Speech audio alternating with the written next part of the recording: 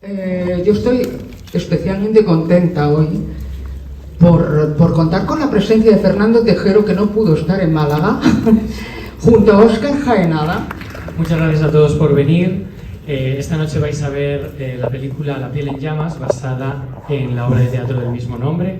Es una obra de teatro que Guillem Clua escribió en el 2005, allá durante la guerra de Irak, y se estrena su versión cinematográfica en el 2022 en medio de otra guerra, en este caso de Ucrania. Es una película que esperemos que os despierte, os sacuda y os haga pensar sobre todos aquellos mensajes que estamos recibiendo sobre la guerra, de la misma manera que pusimos, pasados los años, en tela de juicio todo lo que se nos contó sobre la de Irak, pues seguramente con perspectiva pondremos en tela de juicio también todo lo que se nos está contando sobre esta. Y un poco ese es el trasfondo de La piel en llamas, que hemos hecho con mucha pasión, mucho cariño y con muchas ganas de que la disfrutéis. Buenas noches a todos. Buenas noches. Muchísimas gracias a todos por venir y espero que os llegue al corazón la película, que es desde donde nosotros la hemos hecho. Simplemente agradeceros a todos que hayáis venido a ver la película y que os guste. Y si no, luego tenéis la posibilidad de decírselo al director y a nosotros. A la cara. Bueno, gracias por estar aquí. Fernando Tejero la ha visto ahora, ¿no? ¿No la ve? ¿Cómo se te ha quedado el cuerpo? Yo también un poco impactado, la verdad, sí. David, Martín Porras, estábamos ahora hablando de la película que da mucho de sí, estoy segura de que lo vamos a ver ahora a través de las preguntas. Pero decías que La piel en llamas es una historia sobre la construcción de la verdad, ¿no? ¿Empezamos por ahí? Vale. ¿O empezarías por otro sitio? Podemos empezar por ahí, sí. Podemos empezar por ahí. Sí, a mí cuando leí La piel en llamas, la obra de teatro, quise hacer la película porque hay una cosa que atrapa muy bien el texto, que es esto que hablábamos de la construcción de la verdad, que yo creo es algo muy universal, porque creo que todos los que estamos aquí en esta sala nos hemos mentido alguna vez a nosotros mismos. Hemos construido una verdad que sabemos que no es una verdad. De hecho, hay una definición de muchas que hay de la verdad, porque hay casi tantas como filósofos hay, que es la verdad es la mentira más útil.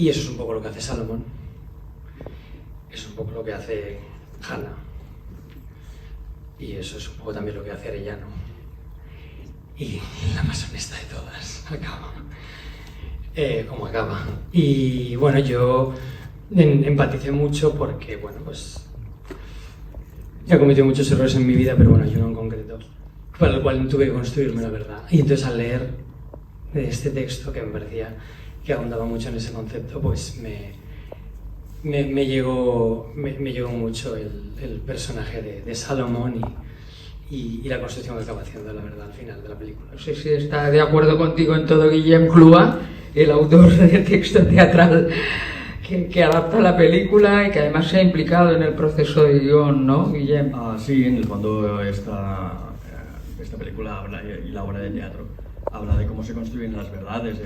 El logo, de hecho, bueno, la frase que define la película y que pusimos en el póster es esa frase que ya se ha convertido casi en un cliché, ¿no? Sobre todo a partir de la guerra de Ucrania, de que la verdad es la primera víctima de cualquier guerra. La han repetido en todas las tertulias que hemos visto en televisión, y de hecho la televisión, como en la película y en la obra de teatro es la fotografía, se ha convertido como en el transmisor de la verdad absoluta, ¿no? Que en tiempos de guerra es algo que no existe realmente. Cualquier información que nos llega de un conflicto armado, en este caso, cuando se estrenó la obra, fue la guerra de Irak, que escribió hace casi 20 años ya, cuando las calles estaban llenas de las manifestaciones del no a la guerra. De repente se nos estaba dando la información de que Saddam Hussein tenía armas de destrucción masiva y todos estábamos reaccionando a eso. Algunos llenamos las calles porque estábamos en contra de esa guerra, otros reaccionaron activamente a favor de ella.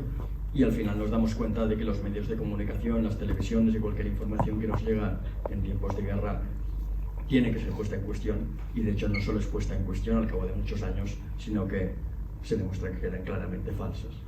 En este sentido, los periodistas y los que aparecen en las informaciones y en las fotografías de los periodistas nos damos cuenta de que son instrumentos para la transmisión de un mensaje, normalmente al servicio de unos intereses políticos ocultos en el momento del conflicto, y que al final acaban afectando a la visión que tenemos del mundo y ahora, en el caso de Ucrania, de un conflicto muy concreto de quiénes son los buenos y quiénes son los malos. En el caso de La piel en llamas hay dos historias que habéis visto, en la que en una hay a lo mejor un bueno y un malo muy claros, una víctima y un verdugo muy claros, y en la otra la víctima y el verdugo se confunden y se acaban convirtiendo casi el uno en el otro, ¿no? Y van descubriendo su propia verdad en esa narración del conflicto que van construyendo conjuntamente. Lo cuentas desde tu conocimiento de causa porque tú has trabajado en medios de comunicación, ¿no, Guillem? Sí, de hecho fue la principal motivación para escribir esta obra, fue un cuestionamiento de mi propia carrera y mi propio trabajo como periodista durante muchos años. Ficción, que es a lo que me he dedicado en los últimos 20 años, fue porque decidí que la ficción era una herramienta de transmisión de la verdad mucho más útil que el periodismo. Y de toda mi carrera dramatúrgica era un cuestionamiento de la utilidad o de la manipulación a la que se sometían las informaciones a través del relato periodístico, que no dejan de ser ficciones, porque están al servicio de unos intereses y que construyen una narratividad para transmitir unos hechos que en teoría tienen que ser reales, pero acaso no son igualmente reales las verdades que vemos en una pantalla o en una obra de teatro, acaso no nos interpelan de una manera mucho más efectiva para sacar conclusiones de la realidad que nos rodea. La película pasa revista a los medios de comunicación, pero también habla del primer y el tercer mundo, ¿no?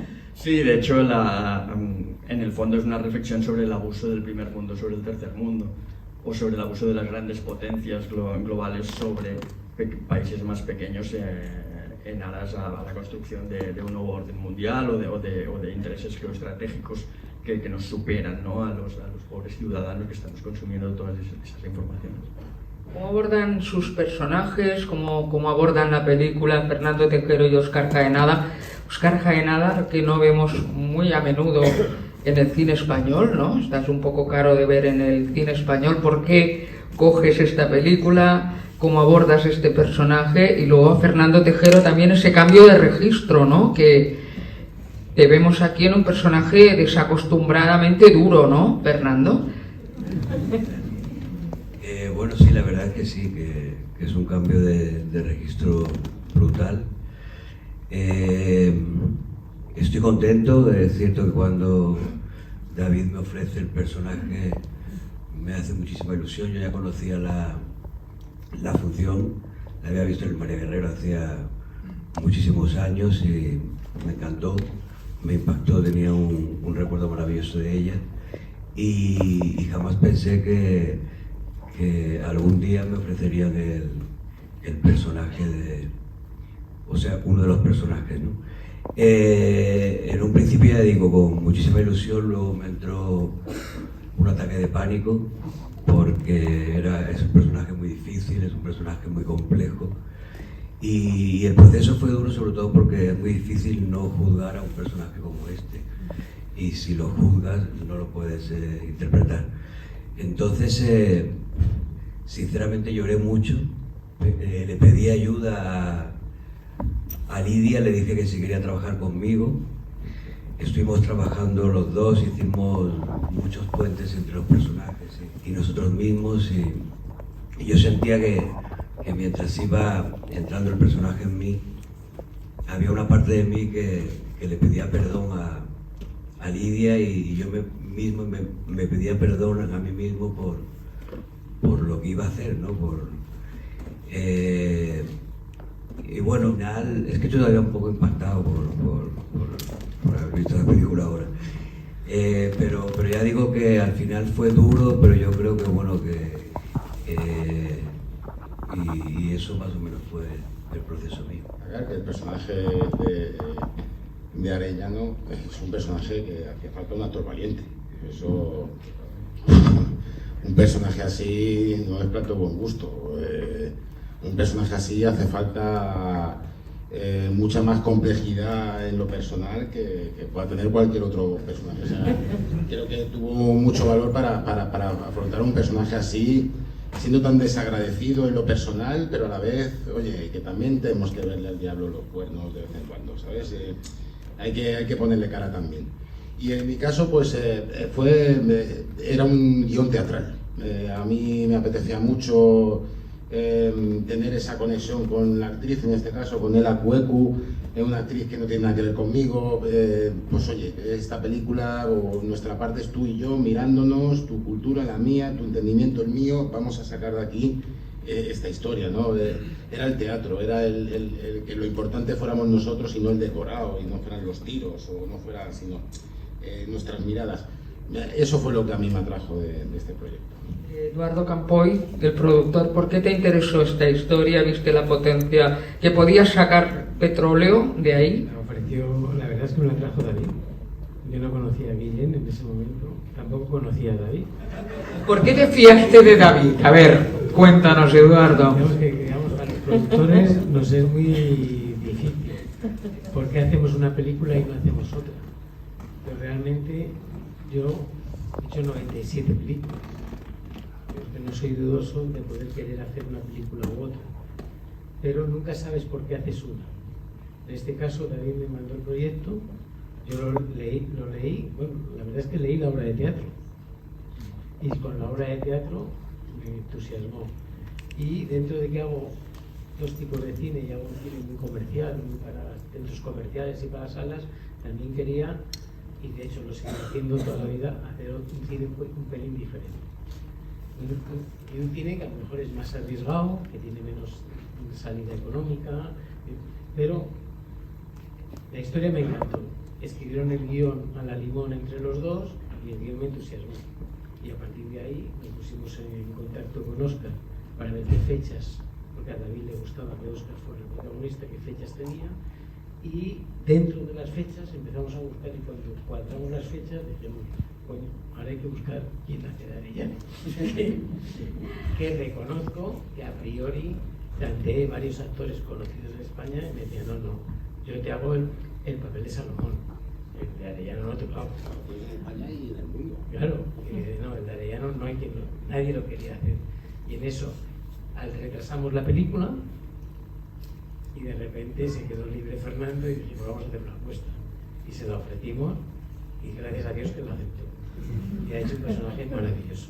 Estaría bien que nos dijerais qué os ha parecido habéis reconocido la obra de teatro en la película, la han cambiado mucho, cuéntanos. De años, el María Guerrero también es Madrid y evidentemente es la obra. Lo que me estaba cuestionando antes de venir es cómo de fuerte es que realmente tú te inspiraste en un momento muy concreto, en unos hechos muy concretos que hoy en día siguen siendo como súper válidos, lo que dices tú, y no sé si incluso podría ser peor el panorama ahora que antes. ¿Qué es lo que pensáis al respecto vosotros? Que si es peor ahora que antes, yo creo que es igual, ¿no? De lo que pasa que, como lo estamos viviendo ahora, nos parece más intenso.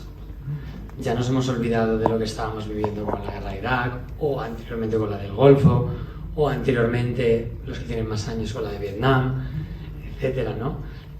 Pero, por desgracia, esto es un tema universal y es que qué casualidad, ¿no? De estrenarla en estos momentos.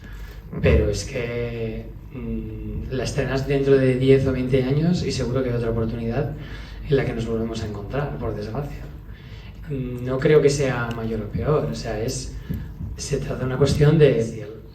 Lo que a mí la pregunta real es si algún día vamos a caer en la cuenta de cuestionarnos desde el principio todas las informaciones que recibimos, ¿no? y ponerlo en suspenso. Pero no me parece que la sociedad necesariamente haya ido a peor, ¿no? Necesariamente, o sea, creo realmente en principio vivimos en la sociedad más informada de la historia del mundo, ¿no? De la humanidad, ¿no? En la Edad Media estaban menos informados a priori, ¿no? Entonces creo que en ese sentido somos más libres, tenemos más acceso a información.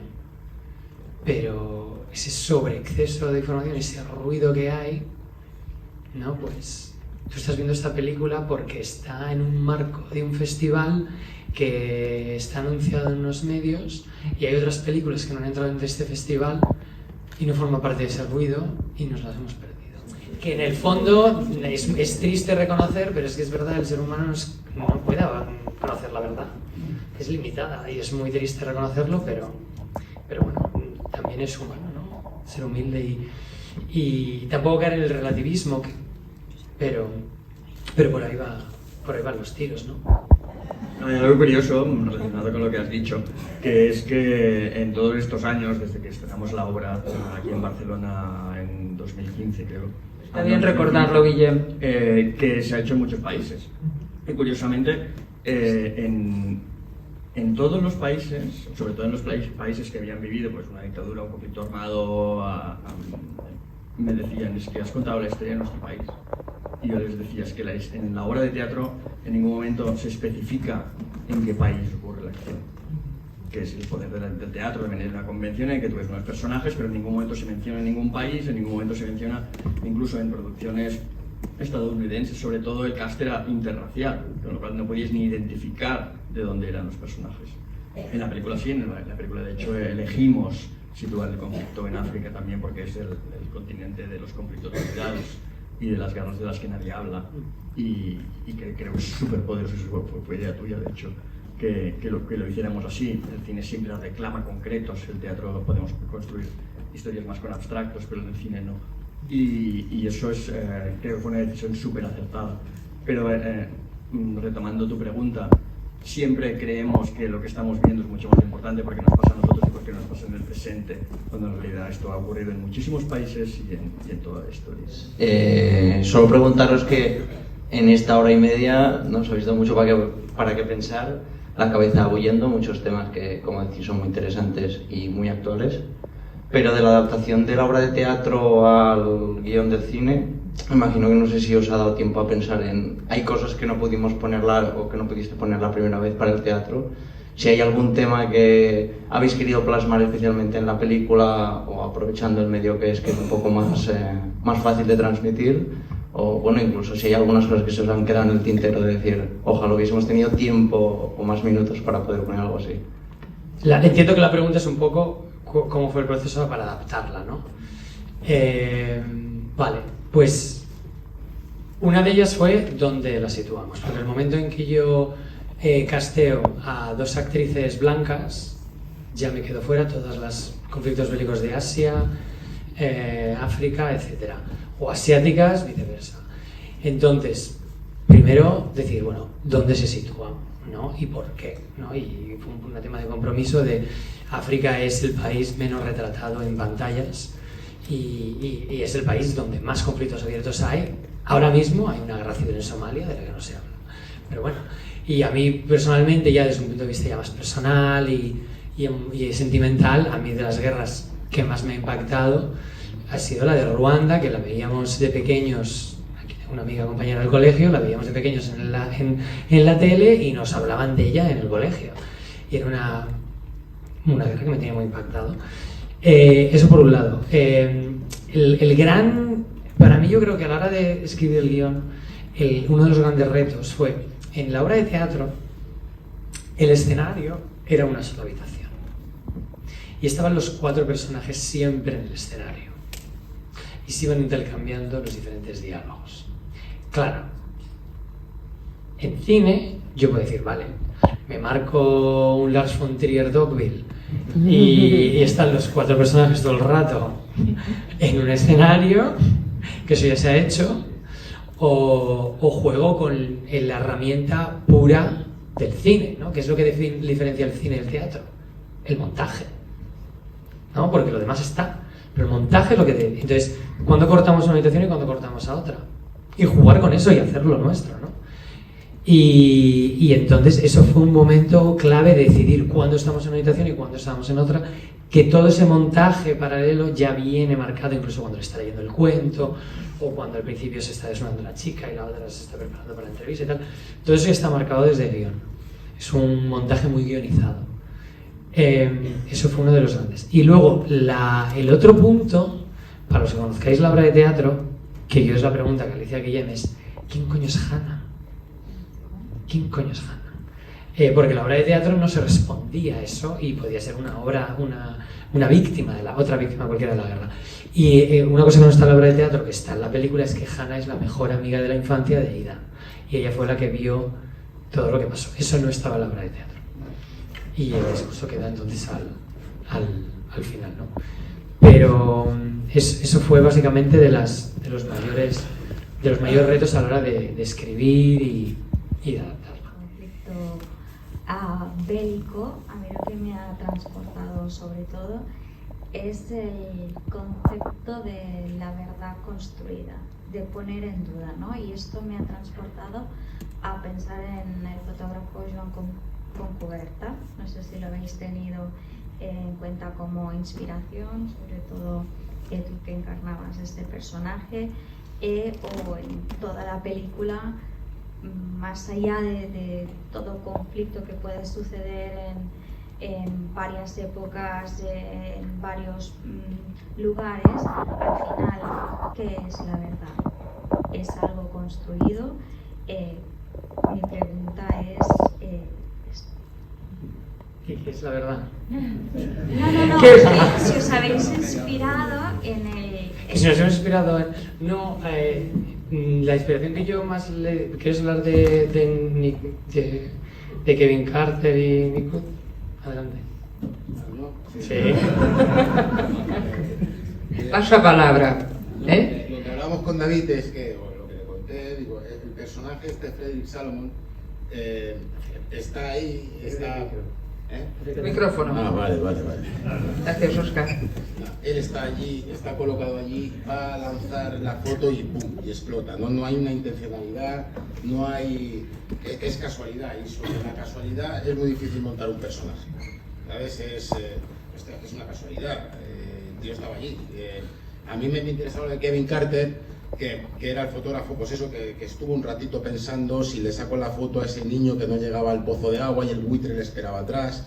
¿Sabes? Ese tipo, la mente de ese tipo, de ese fotógrafo, me interesaba mucho más, porque era más... Hostia, tuvo un dilema, él tuvo que discutir qué hago, salvo al chaval y no denuncio esta situación y rompo el código deontológico del periodista o del fotoperiodista, o simplemente lo salvo y ya está, o hago la foto, ¿sabes? Ese discutirse me parece muy interesante, y eso es con lo que dije, digo, hombre, utilicemos ese bagaje, como que Frederick Salomon viene ya de eso también, no viene de su periodista que sabe que va a encontrarse algún día con esa situación, con la situación de si me encuentro con el momento, no dudaré, no es, hostia, ¿ya qué hago? No, ya llevo un bagaje profesional para saber que aunque no quiera, tengo que hacerlo. Y que sea lo que sea, no lo conozco, pero en este caso creo que el gran referente para mí fue Kevin Carter. Que además se suicidó cuando ganó el Pulitzer. Pero porque tomó la decisión y dijo, y un poco es lo que quise transmitir en ese momento en el que él dice, si lo hubiera llamado, y rodamos ese momento, ¿no? Porque él se lo imagina muy claramente. Esa imagen de él diciendo a la niña, ven, se lo lleva imaginando mucho tiempo. Disparo, no disparo, ¿no? Ahí está la cuestión, ¿no? Exacto. Y bueno, ese es el error, que eso es a mí lo que me llamó la atención, lo que me llamó del personaje, ese error que has cometido, que todos hemos cometido algún error en la vida, que bueno, no soy el único aquí, pero que yo pagaría, mucho dinero por volver al pasado y cambiar eso que hice. Entonces, bueno, eso es lo que me pareció muy universal. Pero ¿y la fama? ¿Qué hacemos con la fama que consigue? ¿No? Mira dónde la ha llevado. Mira dónde la ha llevado, ¿no? Es un desgraciado. No, es muy triste este personaje. Es muy triste. No es feliz. ¿Y para qué sirve la fama si no es feliz, no? ¿Cómo construisteis los personajes? David con Lidia, y para no juzgarlo al final decidí trabajarlo como un enfermo mental, ¿no? Porque me parecía increíble que alguien con la cabeza bien puesta fuera fuese capaz de hacer eso. Que posiblemente haya gente así, ¿no? Pero para yo trabajarlo y no juzgarlo, prefería trabajarlo desde un enfermo mental, ¿no? De un tipo que había tenido una vida difícil, que no había ido a un especialista a curarse y se dedicaba a hacer daño y poco más. Pero le diste mucha humanidad en el momento cuando le estás contando todo y la boca te la voy a tapar, y ese momento de sensibilidad, que no lo estoy justificando, pero que le diste, y cuando se sientan después... Sí, por supuesto, sí. Yo creo que estás solo. Sí, pero bueno, pero yo creo que eso apareció después. Primero había que indagar en ese ser despreciable, en ese depredador sexual, en ese en ese impresentable. Luego la ternura pues salió de mí. No, pero sí, pero es que yo creo que para ser para hacer el malo no hace falta hacer de malo, ¿no? Y eso era lo que yo intentaba conseguir, ¿no? Bueno, lo que intentábamos conseguir. Oscar, ¿la cojera, por ejemplo, la incorporaste tú o no? No, esto era, venía con el guión, te diría, sí. ¿No? Solo psíquicas el callo, la experiencia, ¿no? El haber pasado por mucha historia. Y yo creo que representarlo cojeando y demás fue un acierto para mostrar esa debilidad, ¿no? Ya desde la primera escena en que presentamos a Freddy Salomón ya es gris, apático, es un tío que ya viene cascado, que ya viene cenizo, ¿no? Y pues, y yo creo que la cojera ayuda mucho. Sí, pero luego tiene, bueno, sí, vamos, tiene un punto ya más friki, ¿no? Pero la cojera lo veo como más un gesto de experiencia en la profesión, ¿no? Y trabajáis de repente, pues mira, voy a trabajar con Fernando Tejero o Fernando con Óscar Jaenada, y luego los veis, y luego no y luego resulta que no intercambiáis prácticamente ni una frase en la película. Sí, bueno, algo sí. Bueno, pero la réplica la dais a vuestras compañeras, ¿no? Hombre, el trabajo duro, eso es. Lidia, el mío con ella, obviamente, pero sí, no, aún así tuvimos tiempo de jugar y además una escena muy bonita, muy significativa dentro de lo que significa. Yo creo que ambos personajes, tanto el de Fernando como el mío, son Europa. Es esa hipocresía, hay muchas maneras, hay muchos europeos, pero hay dos Europas muy determinadas y son estos dos tipos, ¿no? De alguna manera es una cultura muy europea, lo que sus contestaciones, su manera de ver el ritmo. Nosotros, porque somos de aquí, no vemos la diferencia, pero para un africano, hostia, somos un patrón nosotros también, ¿no? Pues mostrar ese rollo europeo, esa hipocresía, ese rollo feo, y retomando con esto de Ucrania, pues ese rollo de hostia, tenemos un racismo interior, genético, que no nos damos cuenta, pero oye, ayudamos con todas las de la ley, y me parece perfecto a los refugiados ucranianos, pero seguimos levantando muros a los que vienen de África, y es que no veo otra explicación que sea por el color de piel, porque vienen del mismo problema. Por lo tanto, yo creo que esto nos saca un poco la cara a esta película también, el racismo que tenemos, que no nos damos cuenta, pero que es muy, casi diría, genético, ¿no? Bueno, yo trabajo de actriz también, hice un personaje muy malo también, y sé lo que es enfrentarse a eso. Ah, vale, perdón. Sí. Iba para Fernando esto. Y realmente se agradece lo que tú has dicho, Fernando. Cuando haces un malo, si empiezas a subrayar que es malo, es terrible, porque la cámara lo ve todo y entonces ya no te lo crees, ¿no? Y tú eras sutil, y esa sonrisa que han comentado, pues es verdad que ayudaba a que no fuera tan fuerte. Os quería felicitar a los 5, a vosotros, Fernando, y estoy fatal de memoria, por los personajes que creáis. Guillem, no vaig veure l'obra, però m'encantaria verla. Y realmente me ha encantado al final, porque claro, al final sí que habéis puesto un trocito de la obra cuando los 4 están en la misma habitación, que yo creo que eso viene por parte de Guillem, de decir, vamos a recuperar un poco la obra quizás. Pues viene de David esto. Viene de David, vale. Pero es muy bonito. A mí me gusta mucho cuando se mezclan las cosas y de golpe nada es lo que parece y puede cambiar, ¿no? Y que la chica muerta del principio fuera ella, pues, ostras, ni me lo había imaginado, en toda la obra. O sea, ha sido una sorpresa. Entonces, enhorabuena a todos y bueno, que sea un éxito la peli. Es dura, pero creo que es muy importante todo el mensaje que transmite. Creo que en este momento es muy, muy importante. Gracias. Gracias. Sí, mira, esto que has comentado al final, para mí era muy importante abrazar la teatralidad de la película. No quería, o sea, realmente huye de la teatralidad porque tiene, te digo, mucho montaje que en teatro no existe. Y también huye de la teatralidad en el sentido de que esto hay gente que le molesta, que tú notas que tú estás viendo toda la película a través de una cámara. Tiene unas composiciones muy raras, tiene unos movimientos de cámara muy poco académicos, tiene unos cortes muy poco académicos. Entonces tú ves que hay una cámara de cine filmando esto. No es la cámara del cine Hollywood clásico, ¿no? De que la cámara es transparente y es como una puerta, una ventana abierta al mundo, ¿no? Ahí quería que la cámara se viera, ¿no? Como también hace Fassbinder muchas veces, ¿no? Pero ahí en ese momento en que se juntan los 4 personajes, me parecía un momento muy bonito de hacer un homenaje a la obra de teatro y abrazar la teatralidad, pero es que además era como creo que el momento perfecto, porque ves a los 4 personajes en el mismo espacio y dices, ah, coño, que era la misma habitación.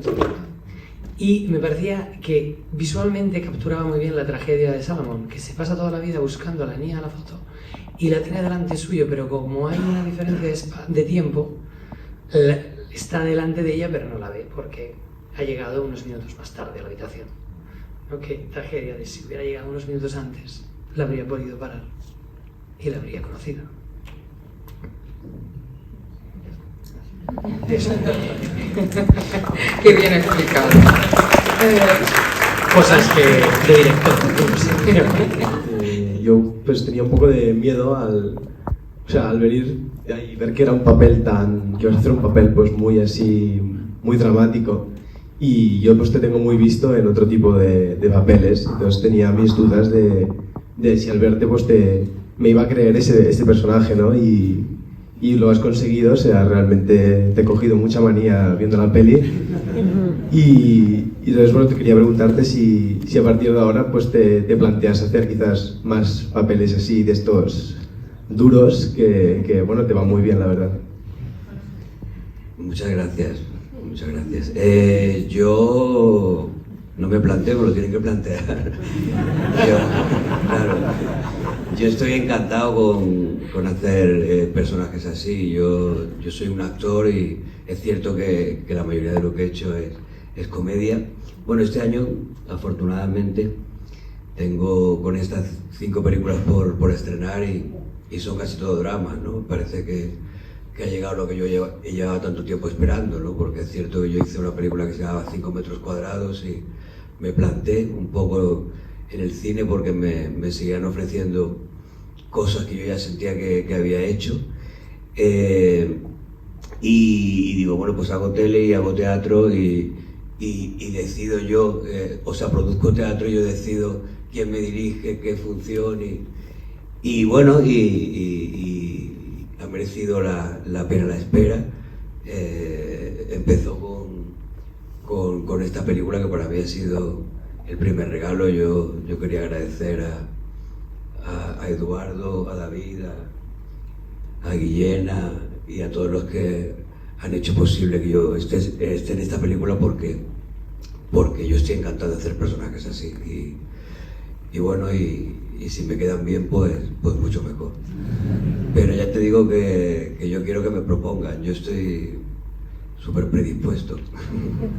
Hablábamos antes con Óscar Jaenada, te ha costado un poco volver, porque estabas muy lejos, estabas en América, haciendo películas americanas, en México, de repente, ¿no? En Euskal Herria. Sí, pero ahora el titular, Hollywood se hunde, ¿no? Hollywood se hunde, me ha dicho Óscar Jaenado, no sé, yo creo que hay que desarrollar este titular, ¿no? Pero eso también te lo digo a ti. Pero que sientes como que has vuelto de alguna manera, que vas a volver al cine español, ahora con la piel en llamas. Bueno, el lunes viajo a México otra vez, pero bueno, sí que en agosto vuelvo con Calparsoro. Las condiciones son muy distintas, y así, esa es la verdad. Entonces, pues, hay que ir surfeando un poco el quiero esto, quiero lo otro. Lo que sí, pues la suerte de tener varios mercados, el de poder escoger varios proyectos, porque viajé mucho en su día, le vi las orejas al lobo aquí en España, vi que los directores perdían fuerza, incluso los productores, los distribuidores cada vez tenían más potencia a la hora de escoger esto, escoger lo otro, y sentí miedo y me fui abriendo camino, y ahora pues bueno, estoy en un momento que pues aquí bien, pues vengo, y si no, pues no vengo. No tengo ninguna necesidad. O sea que puedes elegir, ¿no?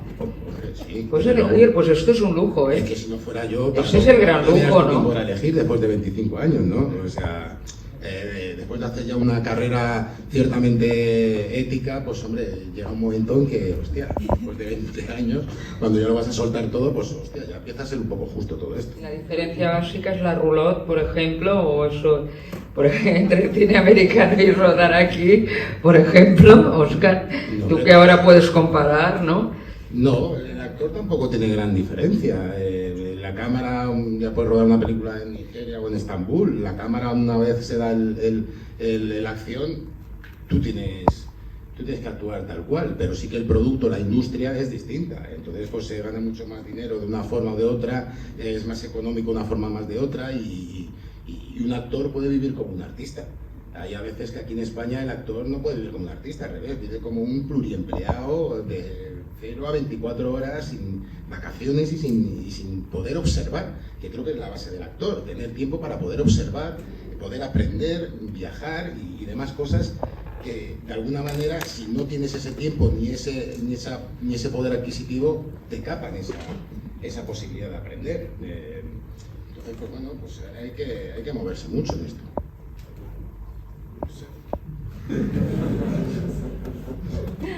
Y yo veo las cosas muy a nivel simbólico y me han llamado la atención dos cosas especialmente. Una, porque he tardado un poco en entenderla desde mí, que ha sido el cuento en concreto, la metáfora del final del cuento, que hacemos un paralelismo con la historia que se está narrando a través de los actores. Y por otro lado, la hoja transparente que nosotros hemos visto, la punta del lápiz, cuando la periodista estaba dibujando el retrato del producto. Entonces yo me he dado cuenta que la hoja era transparente. Y me gustaría saber por qué habéis escogido estos simbolismos en estos dos. Mira, cuento uno y tú cuentas el otro. No, porque uno está en la obra de teatro y el otro está en la película. El cuento es bastante literal, ¿no? El cuento narra la historia de alguien que no puede evitar provocar dolor. Y ahí se cuestionan en un lenguaje de texto infantil qué significa ser víctima y qué significa ser verdugo, y ahí hay un paralelismo narrativo con la historia que estamos viendo.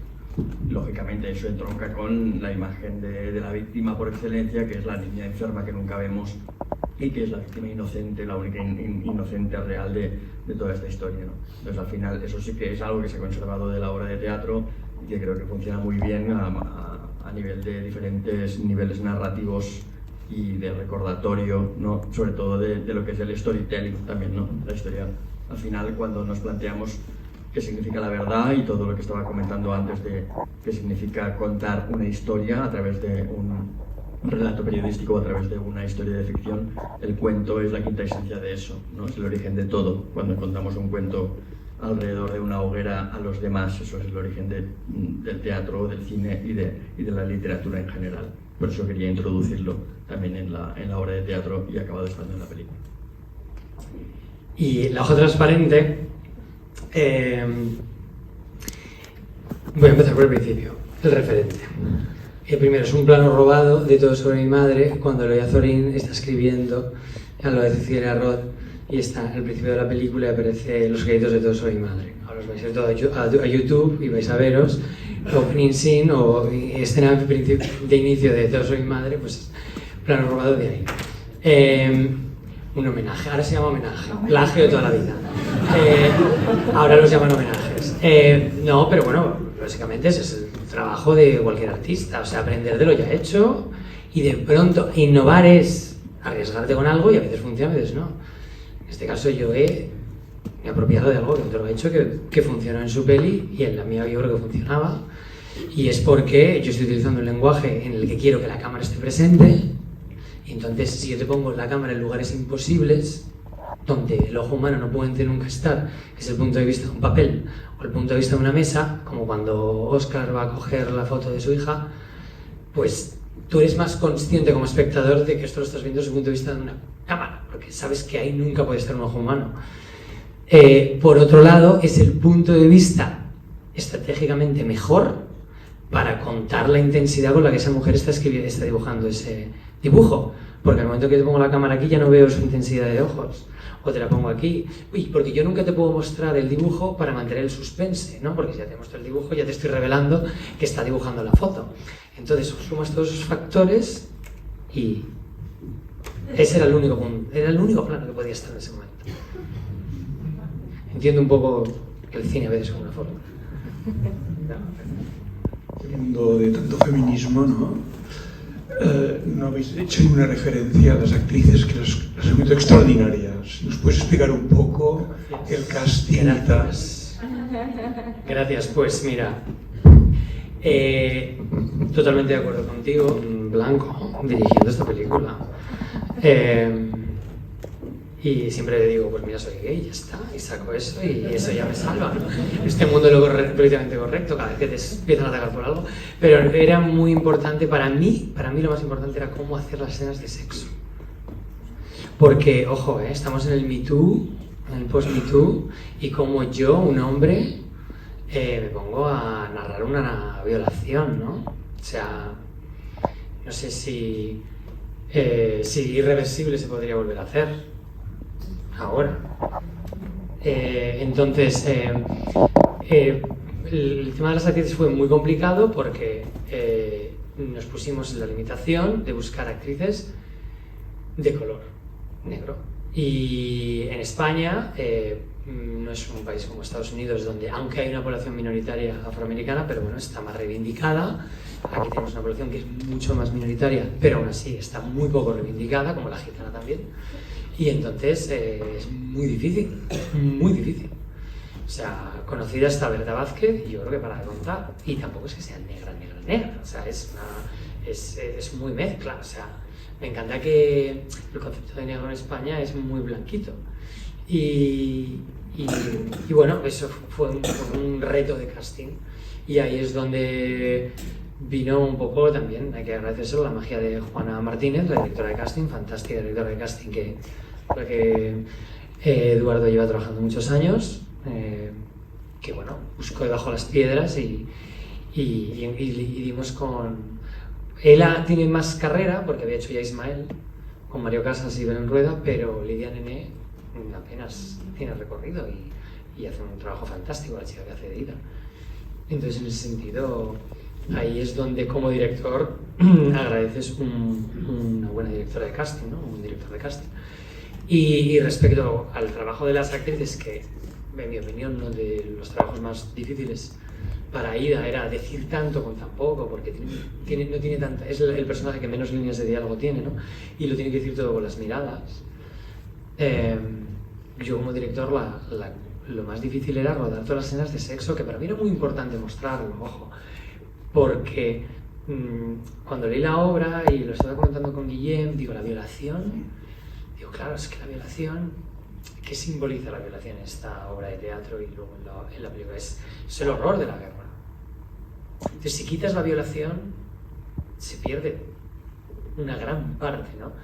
Y claro, en la obra de teatro me encanta. De pronto Salomón, Arellano, corre la cortina y todo por diseño de sonido. Y claro, pero en cine yo te cierro las puertas y ya. Y yo tenía que mostrarlo de alguna manera, la violación.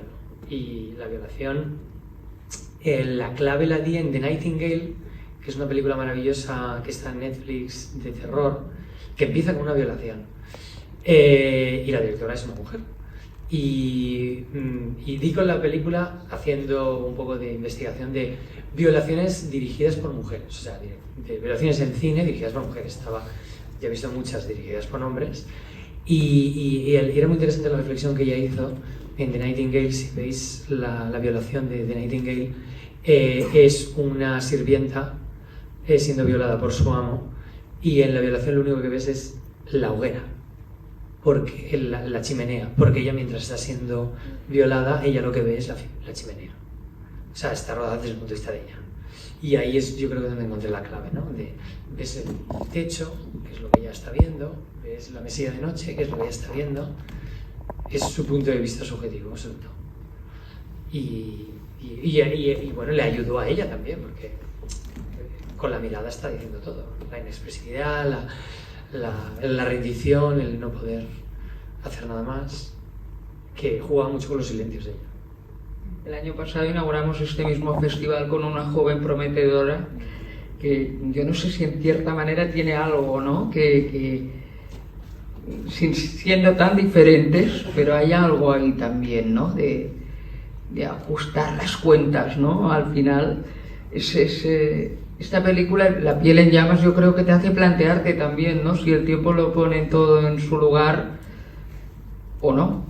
O sea, sobre un ajuste de cuentas, al final la decisión de Hannah de entrar en el sistema para dar nombre a muchas víctimas que no lo tienen y que lo han perdido, no es un ajuste de cuentas, es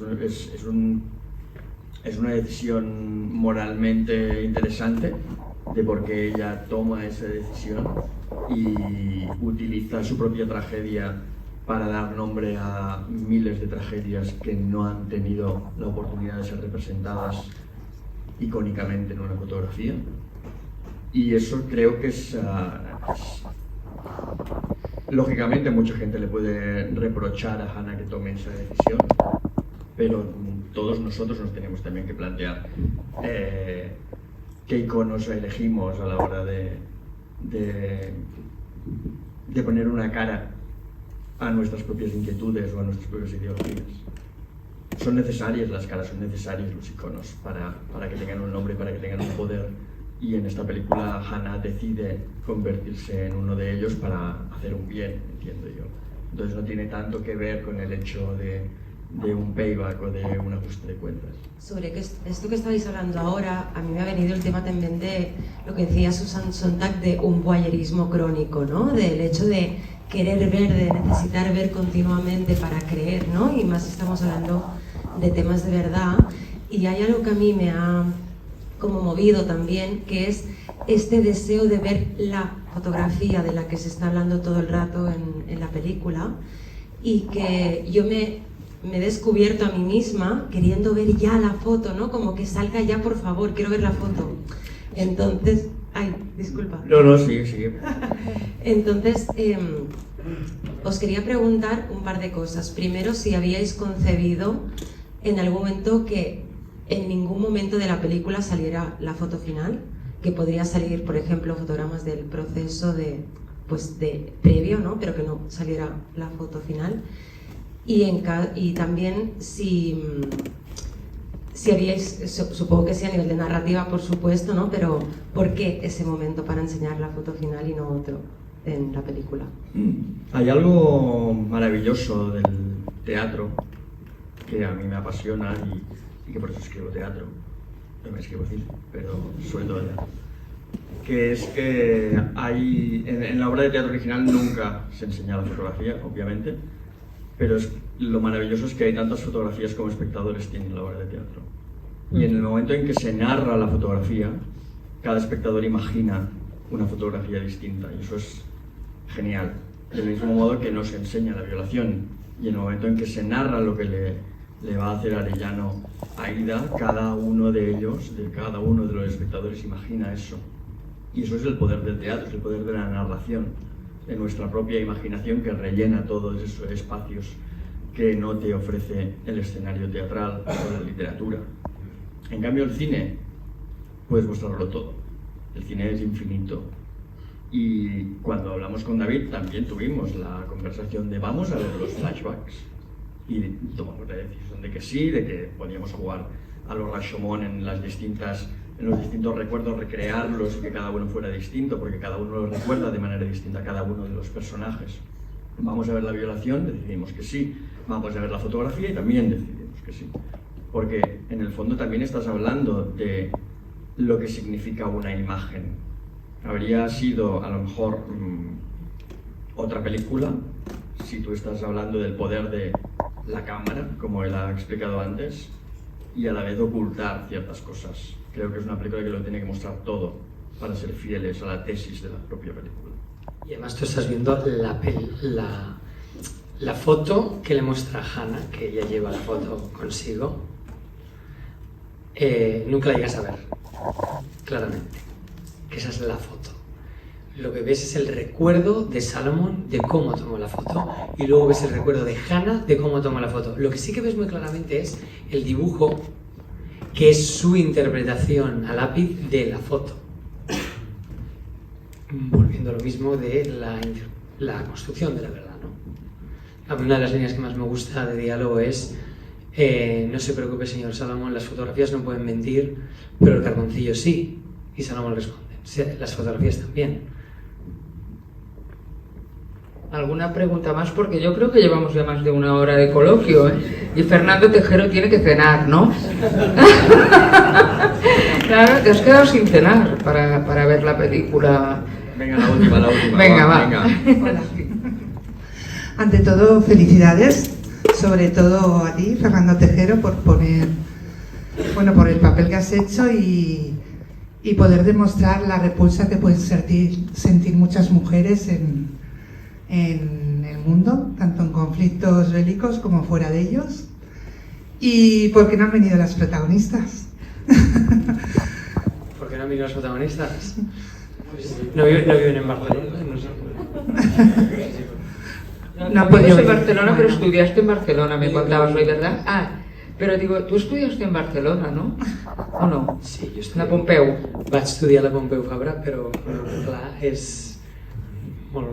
ho he oblidat molt. Però sí, vaig estudiar aquí. ¿La recomiendas? Sí, la Pompeu. Claro. No, porque quizá hay estudiantes de cine, yo qué sé, ¿no? Que... Sí, que se la recomienda. Sí, es intensa. Se llega a director de cine, ¿no? Sí, se llega. Pero buena pregunta. Cuando vengas a Madrid al estreno, que espero que vengas, las conocerás ahí en persona. A Málaga vinieron, ¿eh? Sí, pero son muy importantes para la película. Totalmente. Pues Eduardo... Y a mí antes de que, porque tiene pinta que vamos a cerrar, a mí me gustaría agradecerle hacer esta película fundamentalmente a Eduardo, que es un productor que al fin y al cabo ha sacado adelante esta película a pulmón, sin subvenciones, crea un modelo de cine, de industrias culturales muy arriesgado, y creo que eso hay que valorarlo. Necesitamos productores más valientes como él, o tan valientes como él en el cine español. Un aplauso. De la fecha de estreno, ¿no? Que hay que vender, ¿no? ¿También? Sí, estrenaremos el 27 de mayo. Pero vamos, por lo que dice David, en el fondo hay un dicho que es que las gallinas que entran por las gallinas que salen. Estoy haciendo mucho cine comercial de toda la vida. Digamos que cuando hice, recordaréis una película que se llamaba Fausto.50, que hizo La Fura del Baus, que eso fue su primera película. Cuando me lancé a producirla sabía que iba a perder y perdimos 100 millones de pesetas. Y evidentemente también hemos hecho otra como Las niñas de tus ojos, que ganamos 500. Entonces, pues yo digo que las que salen, pues las que entran. Hay que hacer películas que sean comerciales y que den dinero para poder arriesgar con este tipo de películas que sabemos que no van a ser un éxito de taquilla, pero que sí van a funcionar. No, pero no por el público, pero que son películas que van a estar en todos los catálogos de todas las plataformas durante muchísimos años y van a poder disfrutarlas muchísimas generaciones. Antes de irnos y darles otro aplauso que se lo merecen, yo quisiera hacer hoy un minuto de silencio, porque si lo hacen en los partidos de fútbol, ¿cómo no vamos a hacer hoy un minuto de silencio por Juan Diego, que nos ha dejado hoy un actor tan fundamental, ¿no?, dentro del cine español? Yo creo que deberíamos hacer un minuto de silencio, ¿os parece bien? Antes de irnos.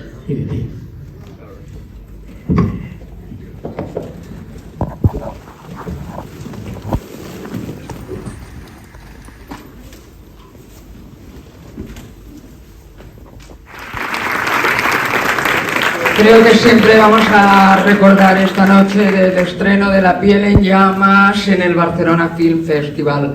Muchísimas gracias y suerte.